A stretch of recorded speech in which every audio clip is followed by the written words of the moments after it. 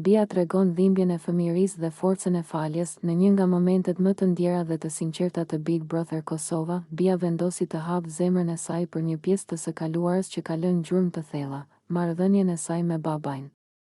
Me një zë të qetë, por të ngarkuar me emocione, ajo rrëfeu, kur kam qenë e vogël, më ka torturuar. Ka qenë shumë e vështirë për mua dhe për vëllain tim.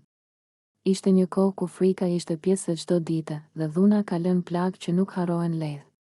Fjalët e saj u dëgjuan me respekt dhe qetësi nga banorët e tjerë, sepse ato pasqyronin një realitet që shumë njerëz nuk guxojnë ta ndajnë publikisht. Dhuna e fëmijërisë shpesh krijon frikë, pasiguri dhe ndjenja të përzira, por Bia tregoi se ajo kishte gjetur një forcë të brendshme që e ndihmoi të ecë përpara, por ajo nuk ndaloi tek dhimbja. Në një moment të fuqishëm dhe të ndjerë, Bia shpjegoi diçka që e dallon nga shumë histori të tjera të ngjashme, faljen. Edhe pse më ka torturuar kur kam qenë e vogël, tha ajo, unë e kam falur babin tim. Nuk dua të mbaj urrëtie në zemër. Dua të vazhdoj jetën pa ankth dhe me paqe.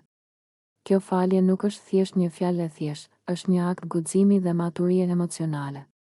Ajo tregon se Bia ka arritur të shikojë përtej dhimbjes dhe të kuptojë se çdo njeri ka dobësitë dhe gabimet e veta.